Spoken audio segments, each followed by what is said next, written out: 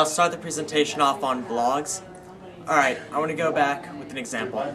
40 to 50 years ago, if you wanted to discuss a political issue, topic on any kind of topic really, you'd have to go to a library, a coffee shop, or a college or university to essentially sit down with people and have an intellectual discussion.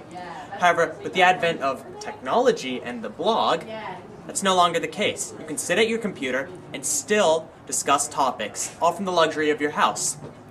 Alright, if I was to sum up what a blog was in a couple words, I would just say a giant internet forum for intellectual conversation and some debate. Some popular examples of blogs include blogspot.com, blogs.com, dig.com, New York Times, any major newspaper will host its own blog, or some private servers can host their own blogs. One of my favorite blogs is .earth blog from the New York Times, or the New York Times' environmental blog. I just kind of want to show you some of the dangers and the plus points of using a blog. Anyone could say anything. For example, I could host a blog where I was in fact Dr. Nitish Sundaram, graduate of Pitt Medical School, and discuss why it is a bad idea to have socialized healthcare and why pharmaceuticals should have the ability to charge exorbitant prices for their products.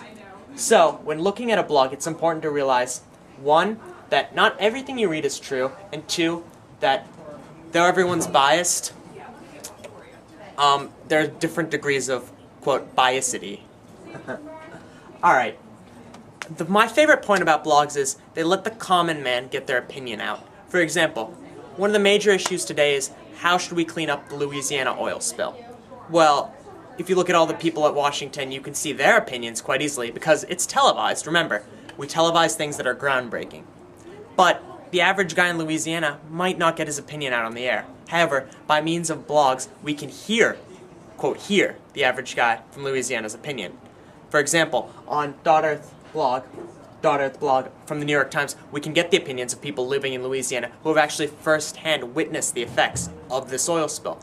We can get the opinion of people from China, from India, on the status of their country evolving into a world power, and so on. We could get the opinion or the story of a 7th grader who gets bullied every day. That stuff never gets on the news, but it can get out through blogs. Thank you.